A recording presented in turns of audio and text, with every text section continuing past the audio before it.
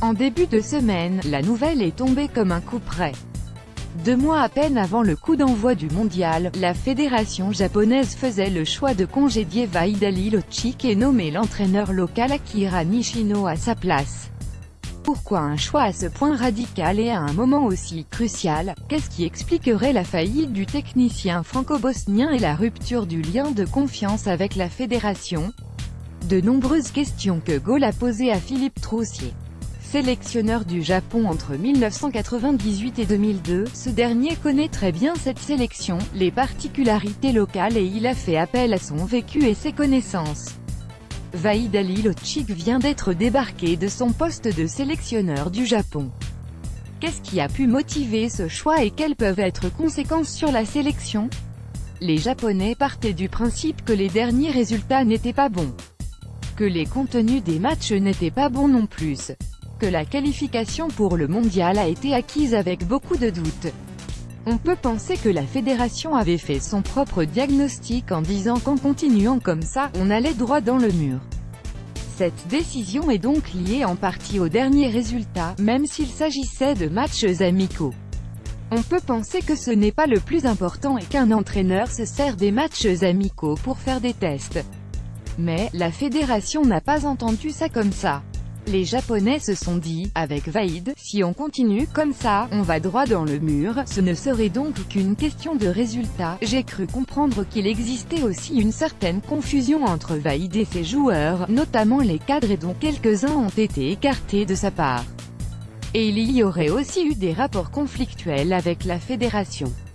Et aussi une relation conflictuelle avec les sponsors, car il faut savoir qu'au Japon, ce sont les sponsors et les grandes entreprises qui gèrent le football. Enfin, j'ai cru comprendre qu'il existait donc une rupture entre les dirigeants et Vaid. Et à tout cela, on ajoute les résultats qui n'étaient pas vraiment bons. Pour les Japonais, ça ne peut qu'être positif, mais, si vous me demandez mon avis à moi, est-ce que c'est bien de virer un entraîneur à 2 mois seulement du mondial, je dirais non. Parce qu'un entraîneur construit une philosophie, il doit mettre en place des automatismes.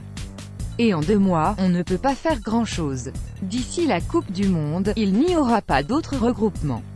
Ils vont se retrouver pour la préparation finale. Donc, ça va être compliqué de préparer une équipe, surtout si on veut changer de philosophie. En Europe, ou au sein des grandes nations du football, il est presque inimaginable qu'on puisse se séparer d'un sélectionneur à seulement 2 mois d'un mondial, quelles que soient les divergences. Au Japon, cela a été fait. Se séparer d'un coach à 2 mois du mondial, ce n'est pas vraiment un cas isolé. En 2002, Henri Michel, alors entraîneur de la Tunisie, avait été débarqué à quelques mois de la Coupe du Monde. Il était avec nous au tirage au sort, et nous allions nous affronter.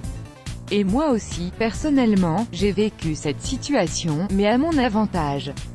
Quand je prends l'Afrique du Sud en 1998, ce n'est pas moi qui l'ai qualifié mais Clive Barker. Ce n'est pas des cas isolés, mais venant du Japon, je suis un peu surpris de cette décision, oui. Mais, encore une fois, la décision a été motivée par les résultats et les contenus qui n'allaient pas dans le sens de l'espoir. Ce n'est pas la même chose que quand lorsque tout va bien et que pour une raison inconnue la fédération décide de changer d'entraîneur. Cela dit, c'est vrai que du côté japonais, ce ne sont pas des agissements que l'on connaît. Pensez-vous que le style Vaid n'était pas en adéquation avec la sélection japonaise et le footballeur japonais en particulier? Je connais bien Vaid. Je le connais d'autant plus que lorsqu'il était au Japon, je l'ai rencontré plusieurs fois. Il faut savoir aussi que Vaid n'a pas une bonne expérience d'entraîneur à l'étranger. Il a entraîné en France et en Afrique, en sachant qu'à 90% c'étaient des joueurs qui évoluaient sur le territoire français. Ce qu'il faut savoir c'est que Vaid a développé une stratégie philosophique qui consistait surtout à bien défendre. Donc, il y avait cette notion de gagner des duels, d'être regroupé, puis de procéder à des contres rapides. Et si on se souvient bien, c'est comme ça que l'Algérie avait joué ses matchs. Face aux grandes équipes, l'Algérie était très disciplinée et avait une grande rigueur défensive. Alors que ce n'était pas dans la culture algérienne. Il lui avait donné cette discipline défensive. Lorsqu'il s'est retrouvé au Japon, il avait à disposition une équipe qui était offensive. Une équipe qui possède le ballon 80% du temps lorsqu'elle joue en Asie. C'est comme si un entraîneur disait à Barcelone, il faut bien défendre, gagner des duels et être regroupé. Les joueurs espagnols ne comprendraient pas. Il s'est donc retrouvé confronté à cette philosophie. Il continuait d'insister sur le fait de bien défendre. Mais, la défense, pour les Japonais, cela ne constituait que 15-20% de leur temps quand ils jouent des matchs en Asie. Il n'a pas développé de stratégie de garder le ballon, de bien construite et d'être patient. C'était toujours, on défend bien et on attaque rapidement. Et quand vous jouez des adversaires faibles, et que vous avez toujours la balle, comment voulez-vous pratiquer cette philosophie? Il a été longtemps confronté à cet aspect-là et c'est pourquoi les joueurs ont été un peu frustrés. Il n'y avait pas de spectacle. Il faut aussi savoir que la qualification a été acquise un peu difficilement. Et pendant son parcours, Vaïd a été souvent en danger.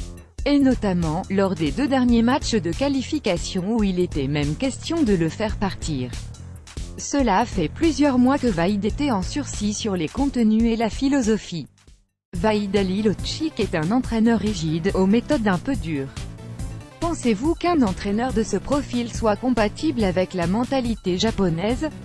Qu'ils aient eu peut-être du mal à accepter cette autorité-là? Un joueur japonais est déjà très discipliné à la base. Il n'y a pas besoin d'avoir un militaire ou une exigence sur un japonais. Il est discipliné sans entraîneur. Sur la nourriture, le repos et la récupération. Sur la vie professionnelle dans tous ses aspects. Un joueur japonais est socialement très discipliné. Donc quelqu'un qui est très discipliné et à qui on fait passer un message qu'il ne l'est pas car on lui demande de l'être, ça peut effectivement avoir des conséquences. Et il y a aussi un élément qu'on pourrait ajouter, c'est que Vaïd ne peut pas parler en français avec eux. Puisque le japonais ne comprend pas la langue. Il faut un intermédiaire et un intermédiaire qui serait de nationalité japonaise. Quand vous arrivez à communiquer avec les joueurs, ce qui était le cas de Vaïd avec les Algériens, vous pouvez faire monter les joueurs aux arbres. Vous pouvez les bluffer, vous pouvez raconter des histoires. C'est comme si vous empêchiez Roland Courbis de parler en français. Si vous lui enlevez la langue française et que vous lui mettez un intermédiaire pour traduire, les joueurs ne vont pas comprendre.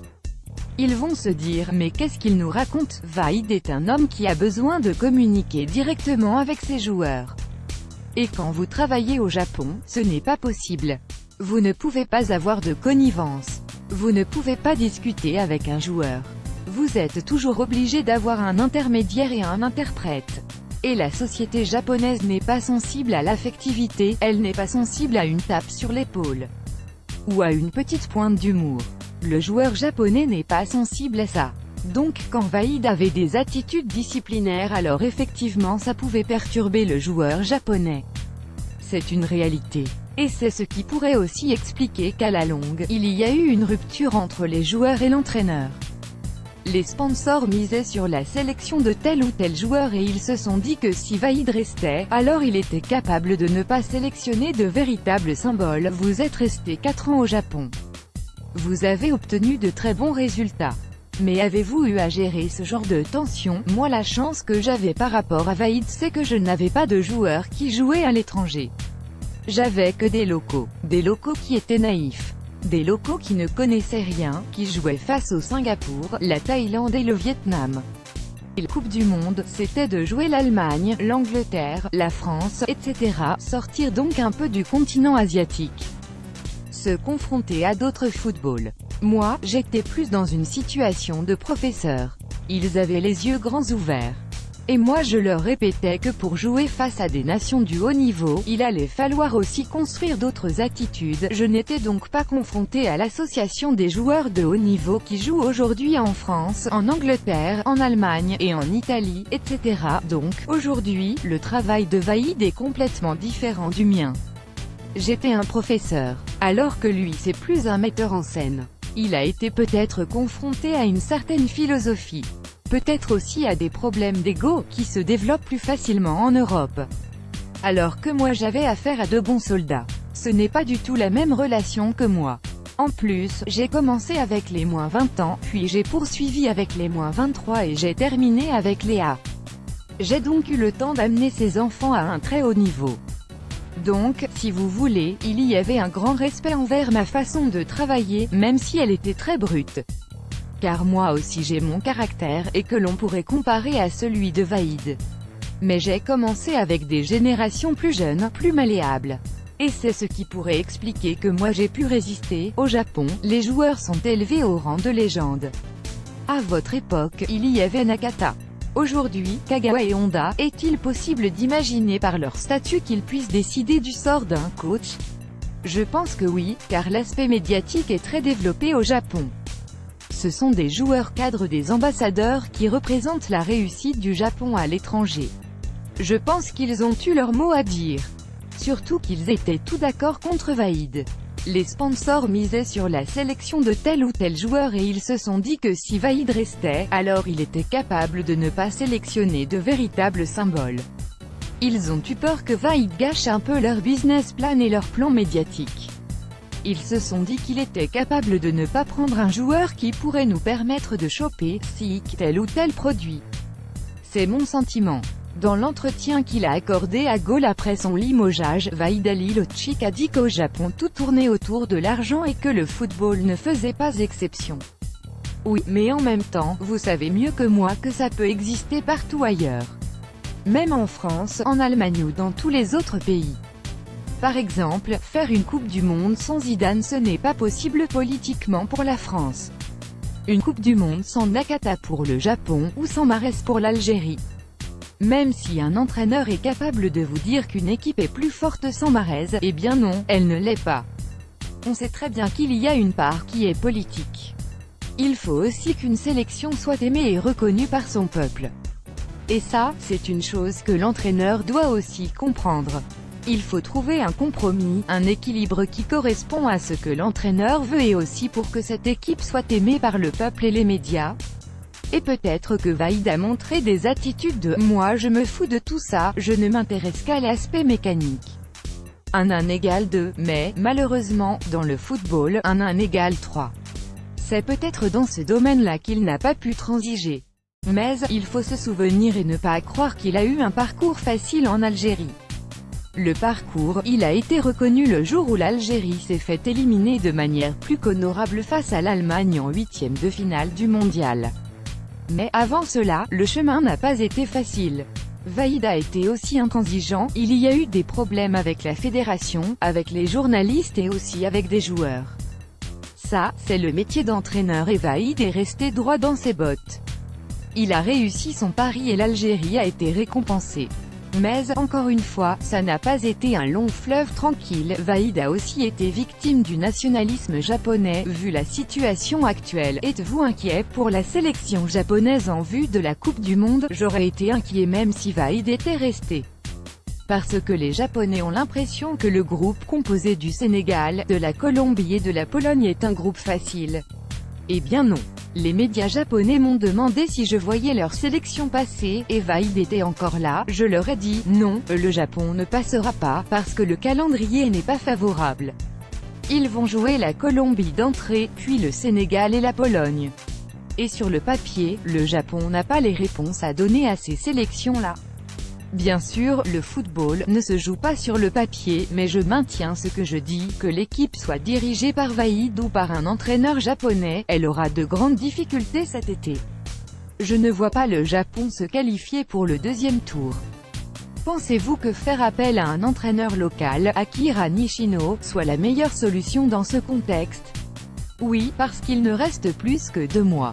Un entraîneur étranger, s'il était arrivé, il aurait essayé de mettre en place une nouvelle philosophie et il n'en aura pas le temps.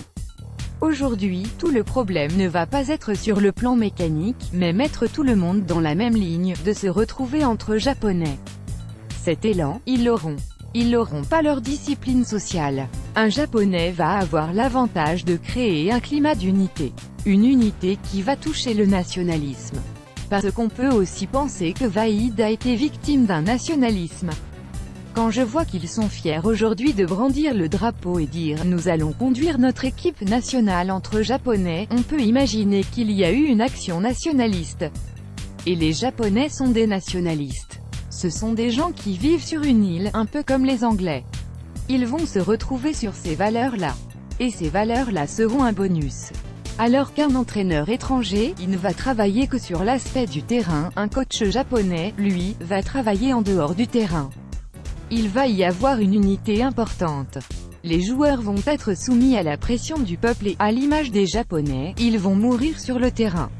Et ça, ce sont des valeurs nationalistes. Je pense que c'est la meilleure formule, de mettre un Japonais comme sélectionneur, même si on peut regretter le départ de Vaïd à 2 mois du mondial. Propos recueillis par Naïm Benedra.